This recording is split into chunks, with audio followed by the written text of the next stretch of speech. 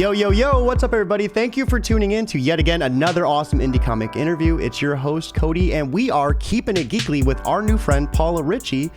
Very accomplished person. You are not only the author of Penis, but also the writer and colorist of SoulBound, a fantasy comic, and the owner of Other Realm Studio. So you have quite a plate. How are you doing? Welcome to the stream. Let's begin breaking down all this awesomeness.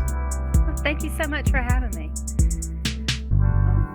Yeah, what you want to know first? So what, we were talking earlier about kind of how you began everything, and you said you started with SoulBound. What drove you into wanting to create this type of media platform to begin with? You know, what drove you to starting in comics, and how did SoulBound come about? Well, I always have a lot of stories in my head, and so the original idea started with, or it grew into, the Other Realm. So there are 10 stories set in various eras of the Other Realm. And when I found my artist, Mia, I sent her a list of quick sentence synopsis of each of my stories that I was ready to go on for a comic. Mm-hmm. And I asked her to pick one, and she said she liked SoulBound the best. So that's what we went with. So SoulBound was such like a unique twist. I loved it. I had the chance to read issue number 1 and 2, and it was really awesome the way you started out. The mother, what was the mother's name again? Eliana. So she's getting chased by this very looking ferocious beast. It's very dangerous looking, and she was wearing this necklace that allows her to like travel between worlds through the means of water. That necklace was really interesting. How did you come about creating that concept? Well, a really long time ago, I think I was actually still a teenager. I woke up one morning with the idea of somebody reaching his arm through a puddle of water and then pulling a girl out. And they were in a dungeon. And I said, how did that happen? And that is so cool. The inside cover art for SoulBound 2, I actually painted that. So yeah, and my art has improved so much from the first time that I sketched it when I was a teenager. So I wondered, well, how did that happen? And the rest of the story, I followed that thread and pulled it out from there. It was really cool because that's actually kind of how issue 2, that's what actually kind of happens in issue 2. So the way you kind of fleshed it out to build up to that moment, I thought is a really cool concept. We're also introduced to the other, would you say Torin is the the other protagonist in this story? Yes. So I do like to write double leads. Mm-hmm. So I really liked the idea how they're both like in 2 different worlds, and we see Rebecca as she's growing up as a child, and it was awesome. I just this one panel sticks out so much. Seeing them walk side by side, like touching hands, and Rebecca's in the one world and Torin's in the other. I thought that was so neat. Yeah, so that was when my artist was asking for reference material. That was one of my sketches that I sent to her, and she worked off that for that panel. It was one of the things that I saw very vividly in my head. So what drove you to want to kind of maintain that link between them? Like, because it seems so impactful and powerful. Was there any special meaning behind it? I kind of dig into this throughout the series. The feeling of where you belong and who you belong with and who is your real family and who you have a connection to. And their connection is built on the promise between their mothers from before Becca was even born. Mm-hmm. Yeah, and you can really see that too, because the family, like when her father passes away, she does not like the stepmom. The stepmom doesn't like her, it feels like, either, and locks her out of the house even. So she's like, as soon as the father dies, she just takes everything over. And I really felt that, like, you know, that she had that feeling like she didn't belong in this environment. Now, yeah. So that's actually part of the feeling of alienation that she gets when this strong tie with her dad is broken, and she doesn't. She's literally set adrift. The subtitle of issue 1 is Adrift, and it's actually part of the curse that draws her or causes her to come unanchored from this world and makes her vulnerable to the curse that drags her into the other world. That is so interesting that you say that. Like, so let me ask this though: what causes that ability to like travel between water? Was it being able to break that anchor, or is it something like where they're in like a desperate like fear of flight or something, like fight or flight mode? They're able to do that. So the amulet necklace that Becca's mother has is, it has a lot of magical potential in it, and it's associated with water. It can do a lot with water, and you need water in order to have life. So there's going to be water in the ordinary realm and in the other realm if it's going to sustain life. So that's some of the properties with the amulet, and some of the ways in which the amulet works. It works off people's subconscious, and finds links between people. And you might notice in SoulBound 1 that as Aliana is running from the monster and the fire, at the same time, there's someone in our world who is essentially running from a monster. He's dreaming of the firefight that he escaped when he was in the war. And so those two people are drawn together across the realms. So did you have any sort of like special like person in your life that you like modeled the dad off of? Like it just felt like you had such a decent amount of knowledge, especially about like the funeral like preparation with the folded flag. That was like when she was driving off in the car, you like made sure to have that included. So I thought that was a really nice touch. Like was there any sort of like modeling of that character after someone you knew? It's a combination of several people. I know I've known several people in the military. My nephew was a Marine.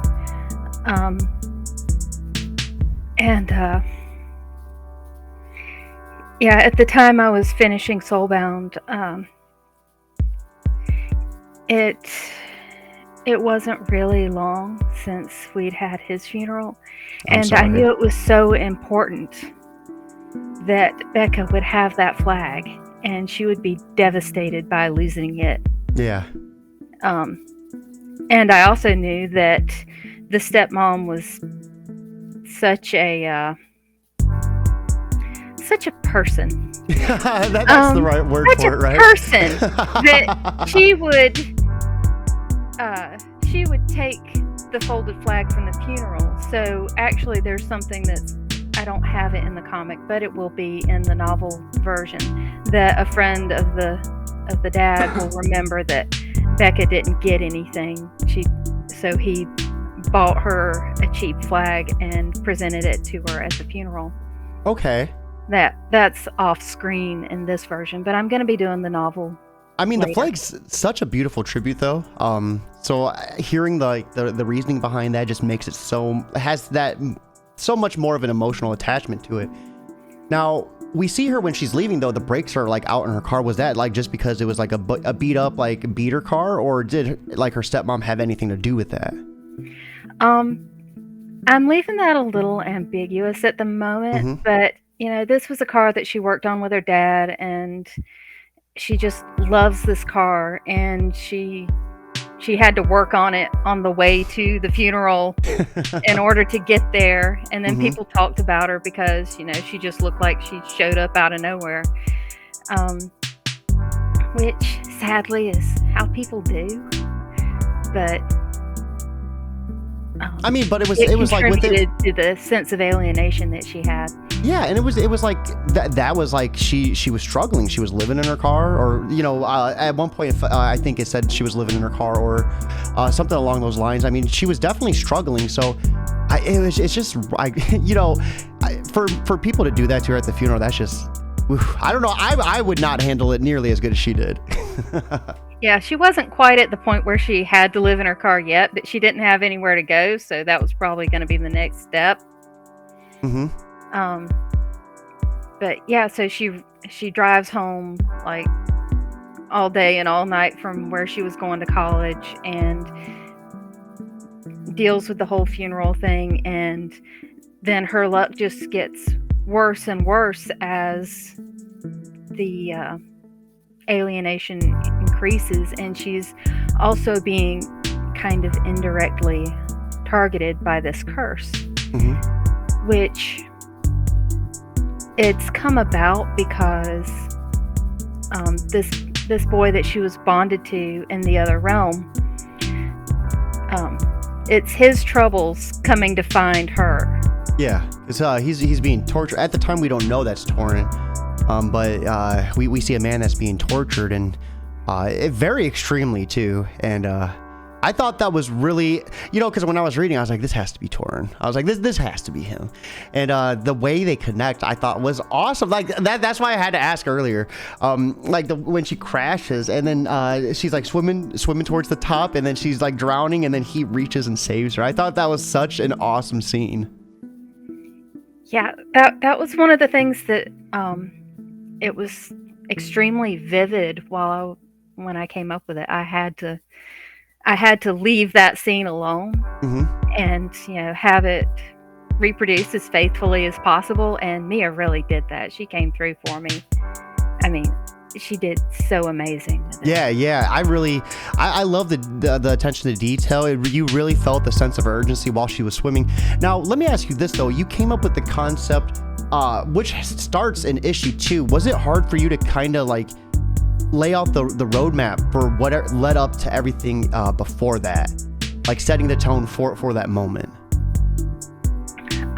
Well, it's really difficult to know what to leave out, and I was on a pretty tight budget, so I can't have like pages and pages and pages and pages of how all this happened and all the backstory, but it's all in my head. It's all here, and you have to know where to start a thing, and I think I picked a pretty good spot.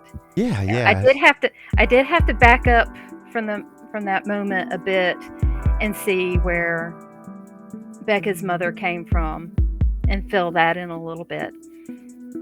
There was an earlier version that had a couple fewer pages. I think with what you had to work with, it filled the picture. It filled it, for me, when I'm reading a comic, as long as I have more answers than I have questions, I usually don't have any complaints. And I felt from start to finish like you fully fleshed out any sort of question I would have had.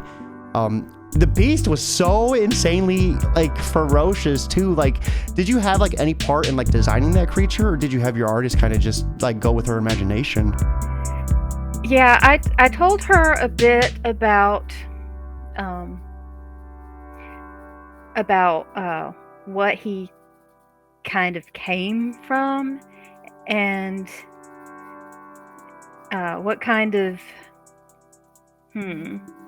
Well, where would you say he came from? Because he kind of, to me, like, I don't know if you ever heard of the term like skinwalker. It's like yeah. Yes, that's kind of the vibe I got. Most of the design of the monster came from Mia. So she drew this, and I'm like, yes, that's the guy. We'll go with that. And I wasn't quite sure what this insane sorceress would have cobbled together, but apparently it's that. Because Mia was on track with this story. Like she did such a fantastic job with it. I am her biggest fan. So issue 2 though, we begin with Rebecca and Torin. Rebecca is pretty much trying to help Torin like escape. We see that vicious beast. Is that the same one from issue 1, or is that like kind of like okay?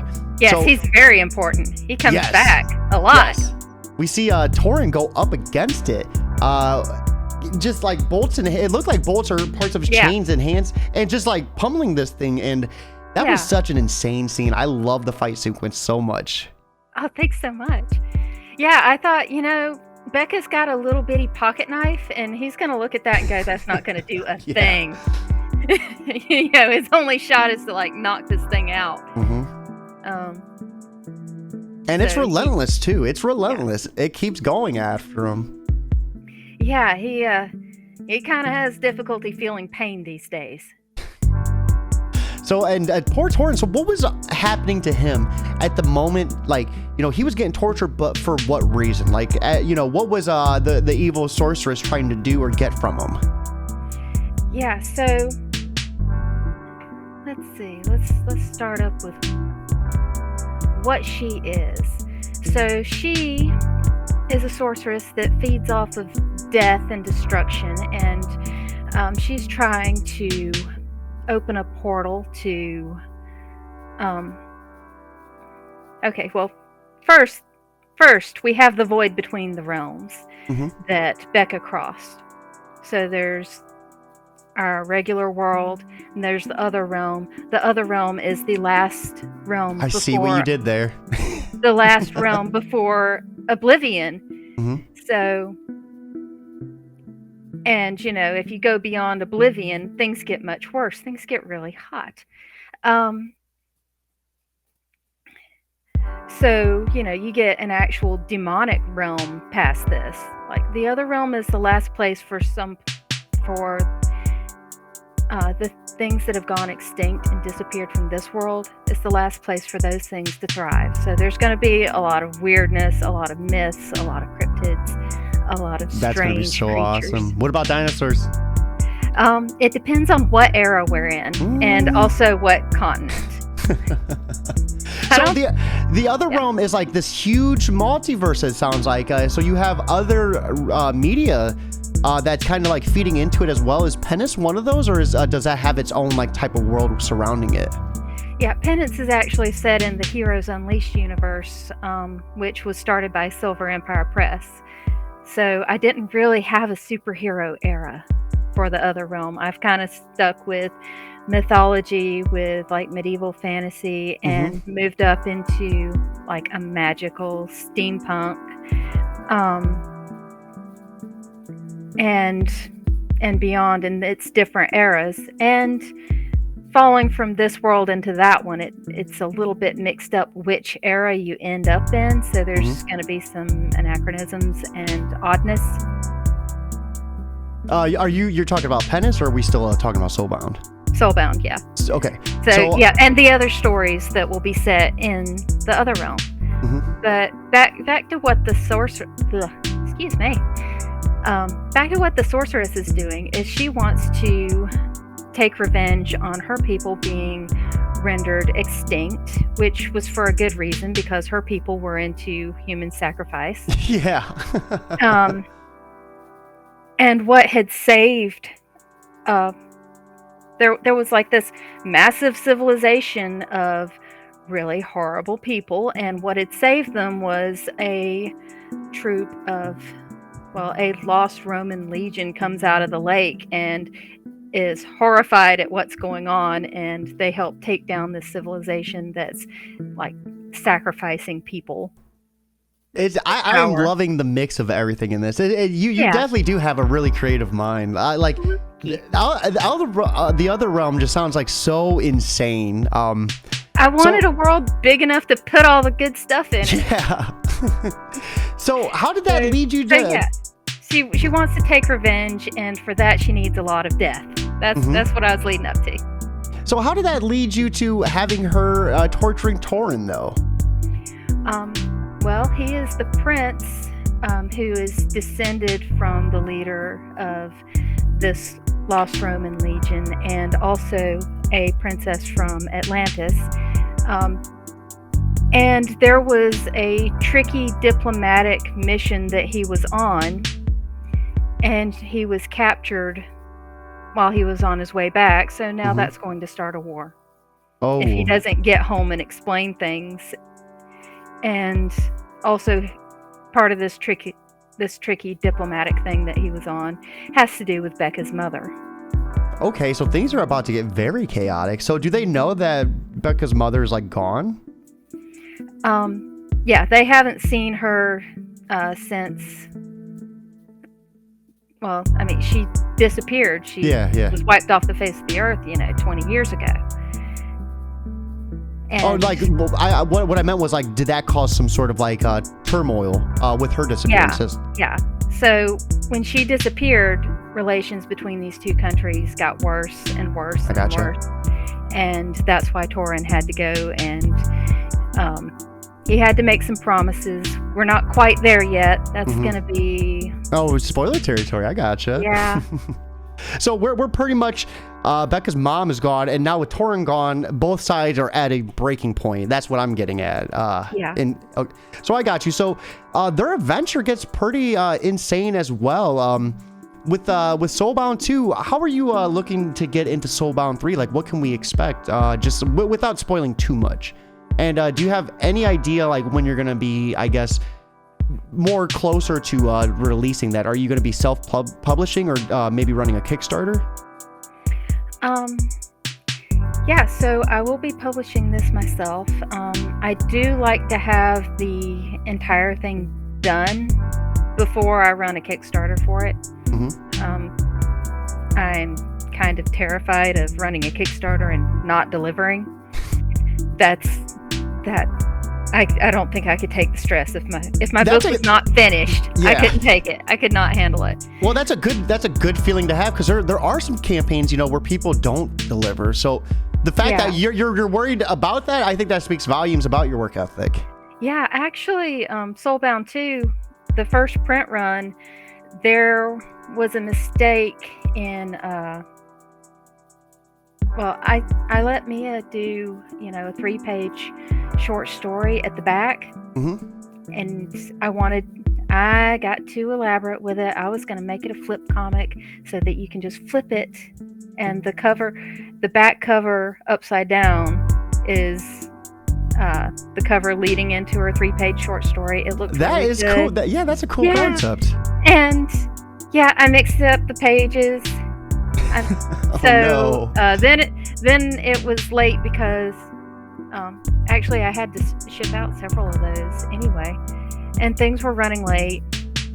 So what did you do? Too, so that was rough. What did you do during that time though?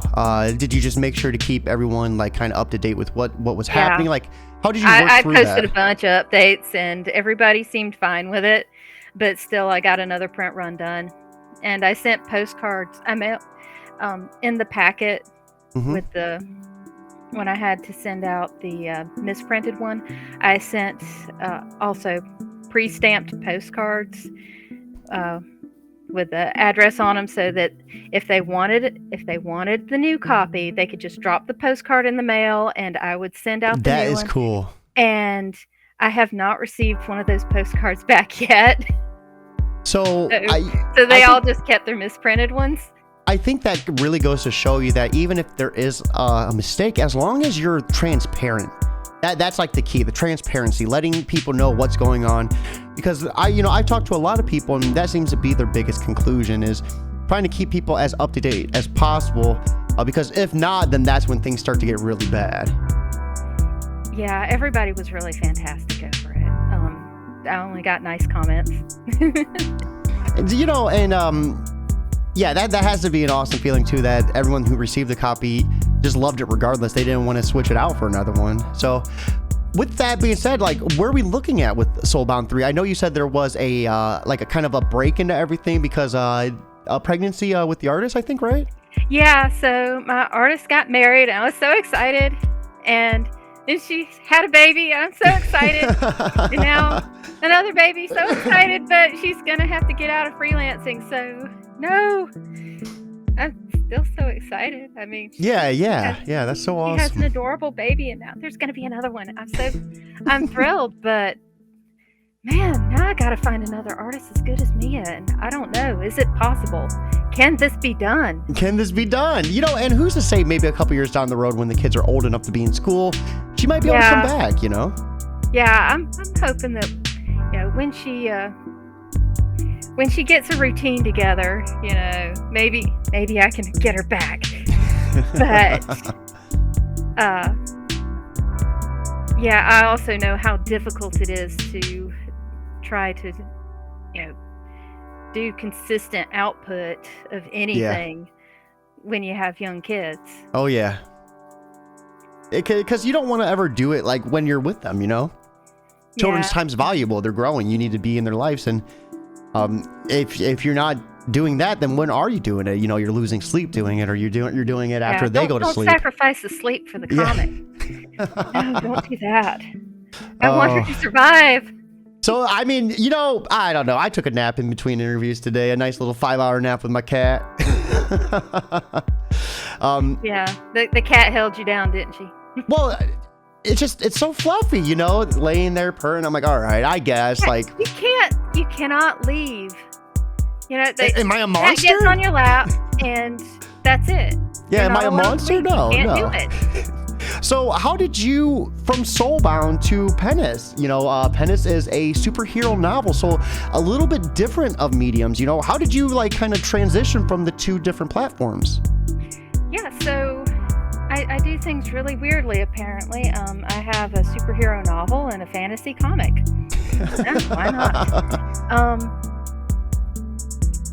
So Penance was another one that I had in mind for a long time, and she evolved a lot, but her powers, strangely, just got more refined. Mm-hmm. So the more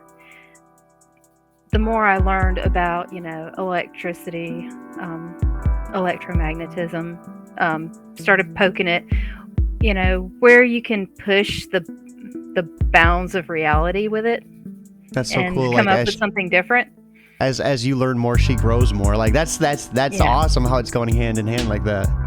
So I have her to where, you know, she can create an electromagnetic field where she can pop popcorn in her hands. She can copy frequencies and like scan RFID cards. Oh, that's awesome. She can, you know, crack electronic locks. And she's also very strong physically, mostly as a result of training, but also as a result of something that's going to come out more in book 2. So why a superhero, if you don't mind me asking? Well, I love superheroes. And at the time I was refining her character the most, I was watching a lot of the which one was it? There was a Superman cartoon that was really good, and then the animated series? Yeah, Superman the animated series. That I got into that. There was the episode with Apocalypse, and and also with, oh goodness, now I can't remember the name of the villain of the week that time. She didn't get a lot of episodes, but where she was interesting. And I started, you know, poking around with that idea of how my character, Penance, who wasn't exactly a good person, how she would go up against somebody like Superman.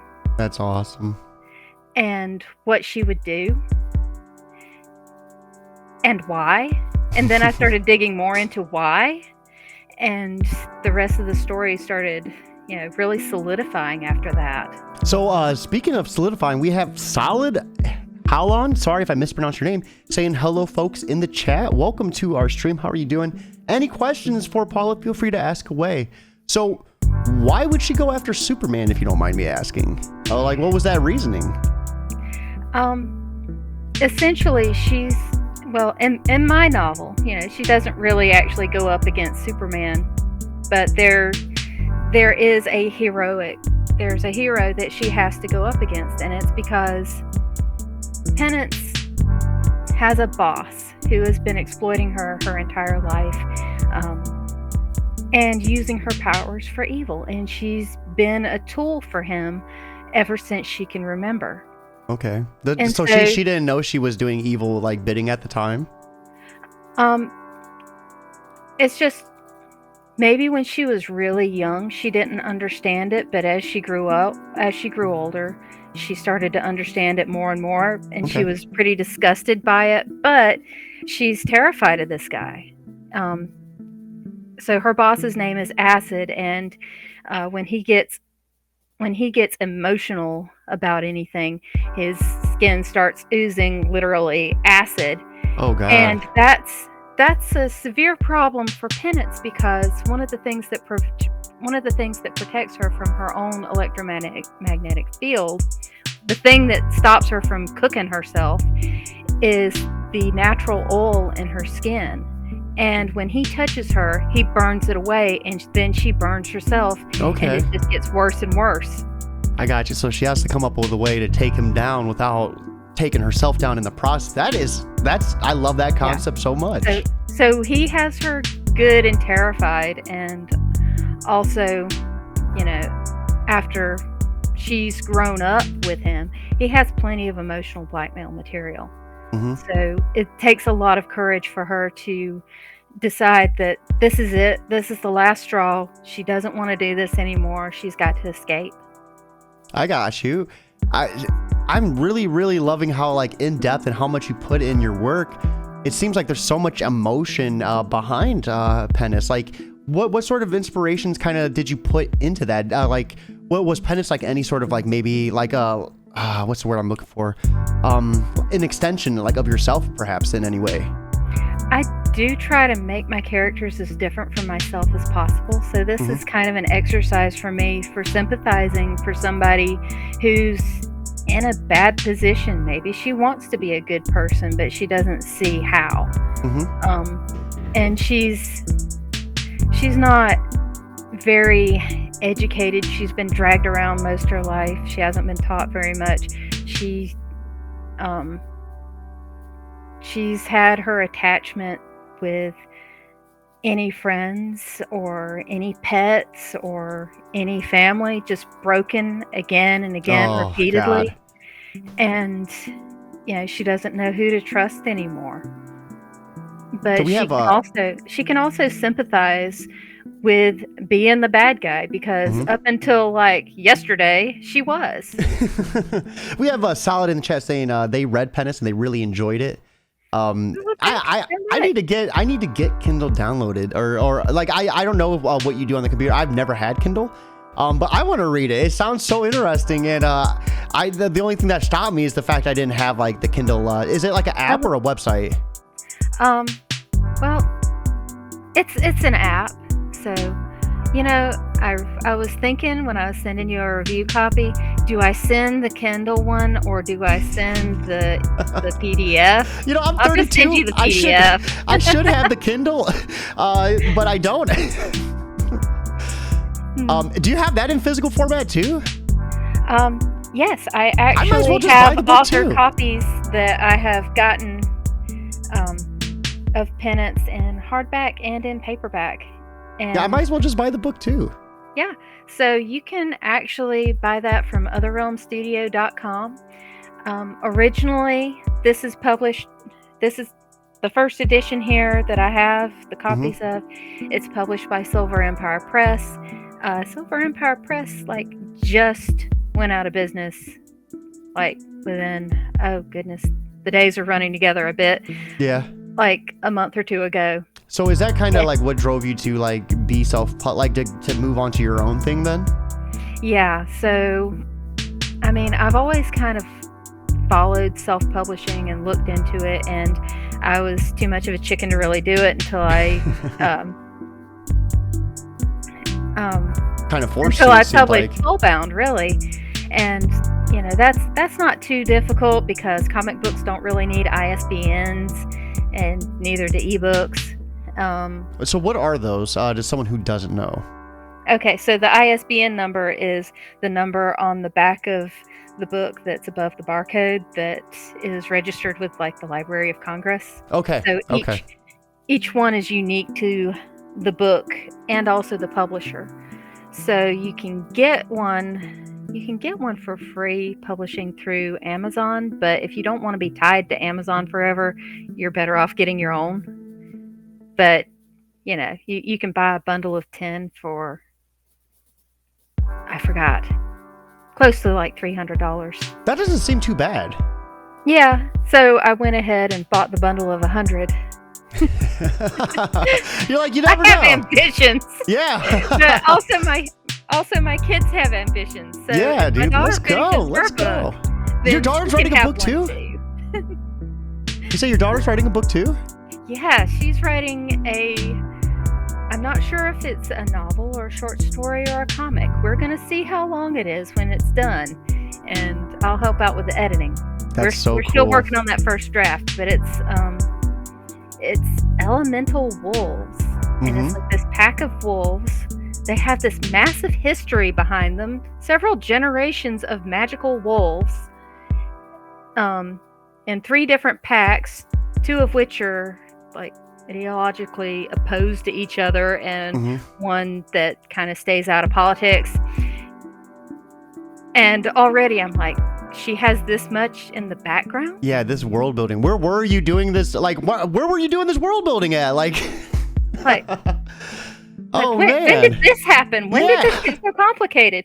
And she's got a character that's a wolf that has the power to, has like this bizarre, scary superpower of being able to make things die. Like a literal death glare. Yeah, whoa. And, all these wolves, they seem like they would be massively overpowered, but they're not really.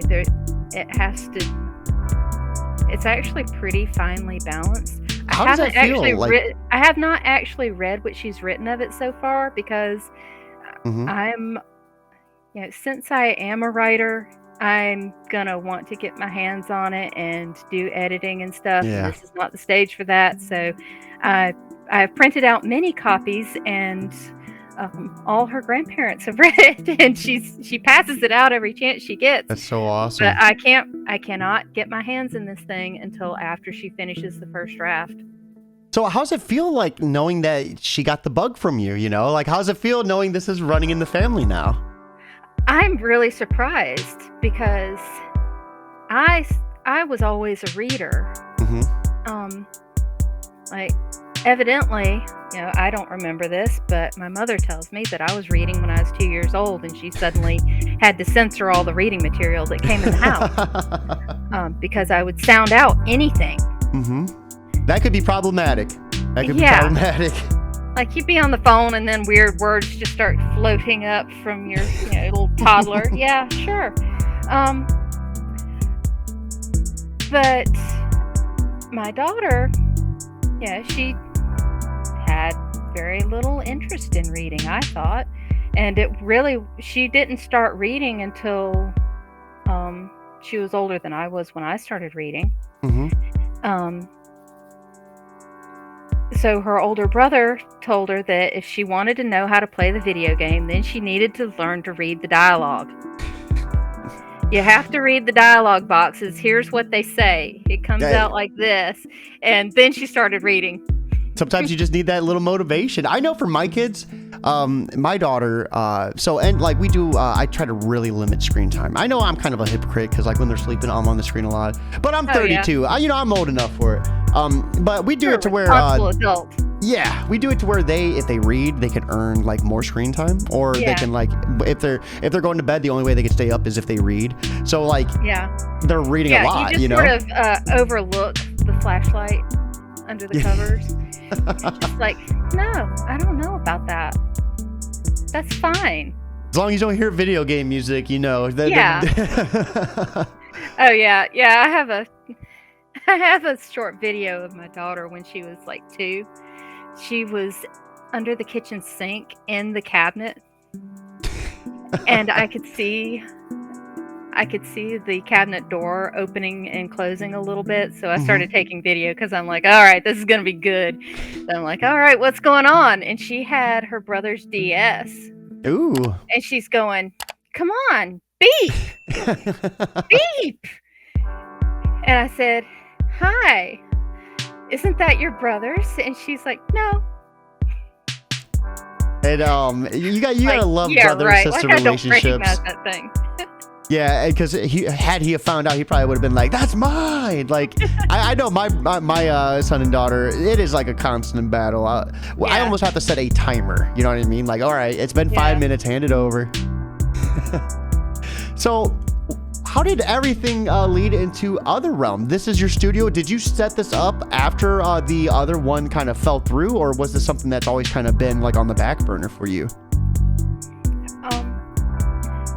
So yeah, I've been developing Other Realm Studio as, a place to house all my stories, because I can't stick to one media. I can't stick to one genre. I want to stuff all the good stuff in, and I needed a whole world for it. Yeah. So I always had this idea in mind that, if something doesn't really fit in the world, then probably it just, needs another era. So there's going to be like a few hundred years and the world's going to look very different. Or over on another continent, the world is going to look very different. Maybe there's going to be the steampunk at this point in time. And, where 100 years prior there was more of a medieval fantasy. You think we're ever going to see... I was gonna say, do you think we're ever gonna see a pack of wolves in the future? Yeah. So Miss Chaos is talking about when we can do a crossover and have her wolves running through the Other Realm. That is so awesome. Yeah. So I do want to build up Other Realm Studio, not just for myself, but for my kids to be able to set their worlds in this one. And help me use up all these ISBN numbers. So and, where do you? I would like to not just do comics and novels, but I personally would love to see an animated series. And my kids are kind of looking into possibly game development. It'd be nice to have some of the IP converted into something you can play. Yeah, that'd be a really cool. SoulBound would be an awesome one, I think, like an action adventure one. Oh yeah, it's a big world with a lot of monsters in it. Yeah. So, where do you kind of see yourself heading next? Are we going to see SoulBound 3 anytime in the future? Are you talking to other artists? What other properties are we looking at? All right, so Mia's going to finish SoulBound 3. And then for issues 4 through 10, I've got to find somebody. And let's see, the stories. Now that we've had issue 1 that's about Becca, and issue 2 that introduces Torin, more thoroughly, then issue 3 is really going to dig in more to the plot and where they're going to go from here now that they're together. Okay. So I've planned it as a 10-issue arc. So we're going to have a complete story by the end of issue 10. Do you have the script for issue 10, or are you still filling that out along the way? It's outlined up to issue 10. But I had been working more closely with Mia. I'd do the script and then go back and forth a bit. So why 10 though? Is that just kind of what number it fell on, or was there any particular reason with ending the arc there? Well, 10 issues is pretty ambitious already for starting out my entire comics career. It's wow, 10 issues, but at least it's shorter than 10 novels. That's true.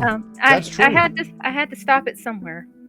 So I don't know if I start realizing that things are more complicated than I thought, maybe it'll get up to 12. But I hope that it just goes to 10 and I can wrap it up then. So, because I don't want to carry it on too long and have people thinking, well, this series is going to drag on forever and ever and ever. I would like a nice solid ending that feels like it was meant to end at that point and not someplace where you just chop it off because you ran out of budget. Yeah. Like TV shows. Are you looking at getting anyone else onto Other Realm Studio, or is it just pretty much going to be you and your family? Like, are you looking at like branching out in the future, like at any point? I do want to stick with my IP, and if my kids come up with something, then I want to see if theirs can fit in there as well. And for bringing those to life, for doing the art, and if I ever do, like, I want to bring in people to do the comic art, and if I ever get the animated series, I would want to bring in somebody else to help with that. Yeah. But I don't have plans right now for bringing in other creators. But I do kind of have a list of people I would love to work with if I ever won the lottery and I could afford to really give these people the attention they deserve, and to promote everything and to have it all made to a professional standard. Really the only thing stopping me is the budget. I gotcha. So who would be your dream team if you could afford any budget? Let's see.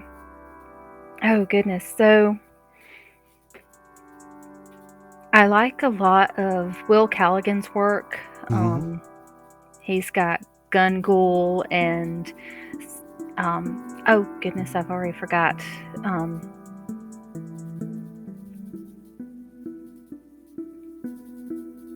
If it's one of those questions, it's all good. Yeah. We can steer away from it. Yeah. No worries. And No worries. There's my friend Chandra Koger, who has Lightning Prophetess, which it's a really cool concept, which is like a saint, a prophetess, but she's also like a magical girl, and she fights demons. Oh, that is really cool. I love it so much. Yeah, yeah. I mean, if I got my animated series and it was super successful, I'm like, you know what? Whoever that I partnered with to create that, I'd be like, who else would has something that would make a fantastic animated series? It's Lightning Prophetess. I'm gonna have to check that out. I love meeting new people and all that. I feel like you have something to learn from every single creator. That's why for my interviews and podcasts, it's anyone in any size. As long as you got a book, I want to talk about it. And I feel like we've learned a lot of awesome things even today. And I'm so in love with SoulBound. I can't wait to order the physical. I'm going to order Penance as well, because that sounds like it's amazing. Oh, well, thank you so much. Oh, absolutely. I appreciate you sending me the PDFs. I'm a big believer in, if you get something for free, you either need to tweet about it, word of mouth, or you should try to support it in some way, one way or the other, Yeah, same here. It just really means a lot to me that people read my stories and they, it speaks to them. It resonates and it sticks to them. Yeah. I feel like I'm doing something right. Let's see. Yeah, I also know a lot of other good creators. It's just, I really should have made a list. It's hard to shout out a couple. Yeah. I mean, I'll send you the list later. Yeah, feel free. And any of them that is doing anything, I would love to get them on. I love talking comics. I hope when you do your Kickstarter for any of this, feel free to add me to your mailing list or your press list. I would love to get you back on and talk about it. SoulBound is awesome. Penance sounds really awesome. Unfortunately, I didn't have the time to read it, but I want to. It has me hooked. I love the idea of the superhero theme. It's awesome. You want superhero with the novel, and then fantasy with the comic. Kind of backwards, but it worked out perfect. I thought SoulBound was such a unique spin on things, and that's the type of thing I look for in a comic. When they can do this, when you could do a story and add yourself in, not yourself, but add your style of storytelling, add your flavor to it. And I think SoulBound has potential to really kill it for a 10-issue run. Well, thank you so much. I appreciate it, man. Yeah. So sometimes it's just really hard to just keep going, especially when your people that you're really happy with working with. and you think everything's rolling along just perfect and everything's fantastic, and then life takes a hard left turn, Oh yeah. and they have to go on and do their own thing. But that's kind of like the beauty of life, though, because it's like, it's what you do at that point. Do you let SoulBound end at issue 3, or do you get up? Do you start swinging back at life and start pushing forward? And I'm very excited to hear that you have the motivation to carry this through until the end. It's definitely a story that needs telling and needs finished, Yeah, Becca's got a lot. She's got a long road ahead of her, and it's going to be exciting to see where she goes from here, because she's got a problem. She's got her attachment to the world she grew up in, and then there's the world she's in now, and everything's so alien, and her soul is literally trying to separate from her body and go back to where things were familiar, and that's not good. It definitely sounds like we're gonna see more of that in SoulBound 3. It definitely sounds like a recipe for disaster. I mean, I couldn't imagine like losing my soul, like my soul leaving to another realm. You'd almost technically be able to be called soulless and be able to wear that with pride at that point.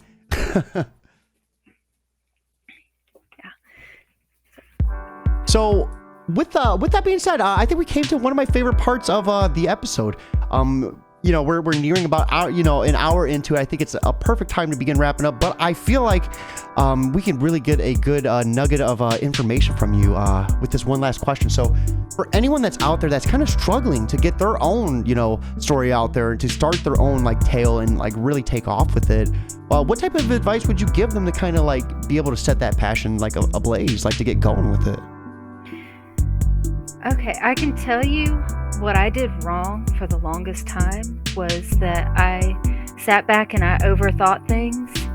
And I thought, well, I can't get started because it's not all the way worked out. It's not perfect. I'm not good enough yet at sequential art to, draw an entire comic. I don't know what the rules are. I need to buy this. I need to buy this book on it. I need to study this more. I need to look up how to do lettering. Just hire the letterer. Just hire somebody. It's not that expensive. I need more money to do promotion. I need to learn how to run a Kickstarter before I even write down the first word of my manuscript.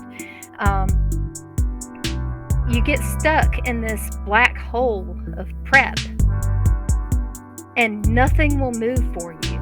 You will be forever gathering your library of reference materials and wishing that you had something to work with in order to find somebody to work with in order to do things, and you're just stuck in that hole. Get out of the hole. Yeah, get out, climb out. Put the pen on the paper. Put the pen on the paper, start writing it. If it looks stupid, just keep going. Nothing is as stupid as some of the stuff I've seen published. And somehow some of what gets published, it starts off looking so dumb, and then you realize it's actually pretty good, once you actually really look at it. And then like through the later issues, it keeps getting better, Yeah. So everybody starts somewhere. Everybody who gets anywhere has had to climb out of the prep hole, the pit that they dug for themselves, and do it. And once you get started, things start coming to you. You get your next idea for the next scene. You get like 5 ideas for the next scene, and then you got to pick one. People show up. It's really spooky. People that you need will show up. Resources that you need will show up. When you start, when you do something, then more will come. When you're responsible with the little bit that you have, then you will get more. And that's nothing but 100% the truth. When I first started doing interviews, like I was really nervous. I was, we were talking about this earlier too. I still get like the pre, interview heebie-jeebies, but when I first started this, I was nervous. I was like, how do I never done like comic book interviews. I love comics, but how do I do this? And I just did the one, and then 2 months passed, and I was like, wow, like it's hard for me. Like on Twitter, I had like under 50 people like following me, and I would put out a post and no one would answer. I'm like, this is hard. And then it took my second one, and after my second one, it just blew up. 2-3 months later, I've done like 40. This is my 45th, and you're right. People keep coming to me almost every other day, like, hey, can I be on your show? Can I do this? Like, I almost have more than I can handle at this point. Yeah. And you're 100% right. So, wow, you did have such an awesome nugget of just inspiration there, guys. Please, if you haven't, be sure to check out otherrealmstudio.com. That link is in the description. Be sure to check out SoulBound and Penis. Pretty cheap as well. I think it's for the Kindle. It was like $1, right? Or relatively cheap. $3 for the electronic version. Yeah, so I can't really go lower than that because of Amazon. So I mean, even at that price, that you're getting a whole story, and that's cheaper than most PDFs you find at that, from digital. So wow, Paula, thank you so much for coming on, breaking down SoulBound, Penis, and Other Realm Studio with us. I really appreciate the opportunity to have read both issues 1 and 2 of SoulBound, and I can't wait for issue number 3. With that being said, guys, it is time for us to wrap up. So I hope you all have a fantastic Wednesday. But most importantly, guys, keep it geekly.